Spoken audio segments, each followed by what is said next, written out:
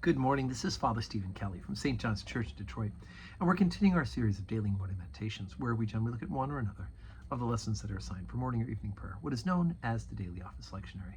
And Alleluia, Christ is risen. The Lord is risen indeed. We are continuing the celebration of the resurrection. Today is Easter Tuesday, and of course we'll continue to celebrate these Easter days, and of course tomorrow will be Wednesday and Easter week, and then we of course will have 40 days of celebration of the resurrection, because it's a season.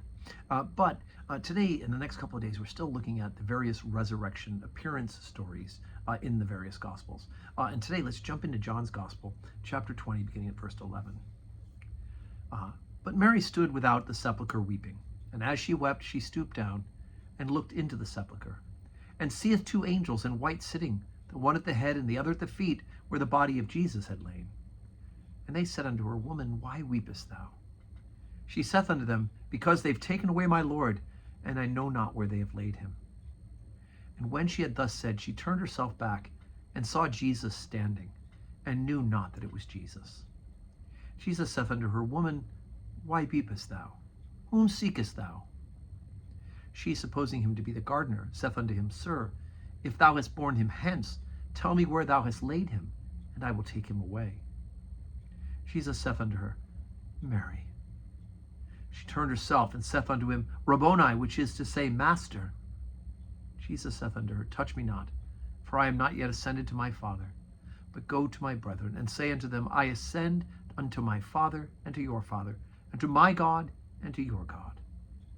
Mary Magdalene came and told the disciples that she had seen the Lord, and that he had spoken these things unto her. Okay, I think this story, the reaction of Mary Magdalene, is 100% common sense. First of all, she stays behind after the apostles have ran to the tomb, and John and Peter, and they don't see him, and they run back to tell people he's gone. They still assume maybe the body's been missing or it's been moved. They haven't quite gotten it yet, according to John's account. And then when Mary is confronted by these two angels, they're like, look, he's not here. Why are you weeping? And she has the reasonable thing. She said, look, if you've moved him, let me know. She assumes there's somebody who works at the cemetery. This is somebody else's tomb. It is, Joseph of Arimathea. Maybe he's had a change of heart, she thinks, or maybe the cemetery authorities didn't know that Joseph had given this tomb and they were going to move the body. Either way, when she turns around, there's Jesus. She doesn't recognize him. Now, I've had lots of theories that I've heard. One is the sun was behind Jesus, so it's hard to see him, right? Because she's looking out of the tomb into the daylight, maybe. Something about Jesus was not recognizable at first, probably. The Road to Emmaus story, we'll get to that one. Again, similar. But I think most likely in that moment of her grief and her sorrow and her absolute trying to figure out what in the world's going on, I think Jesus is just the last person in the world she expected to see, right? And he asks, what are you looking for? Why are you weeping? Who are you looking for? But when he says her name, right? When he says her name, she recognizes his voice. She recognizes the love in his voice. And of course, it's Dale Carnegie who says that something that everybody loves to hear the most is their own name being said. It's one of the ways that you make friends and influence people, right? Well, that's not what Jesus is doing here. He's the risen Lord. He is people.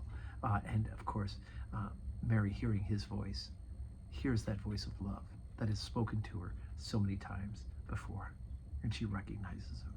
Anyway, I just find that one of the very remarkable parts of the story. So today's Tuesday, Easter Tuesday, 12:15 Holy Communion, 4 o'clock evening prayer. I do hope to see you in church. And of course, if you can't join us, watch on the live stream. And may your Easter Tuesday be a day that is full of blessings. Alleluia. The Lord is risen.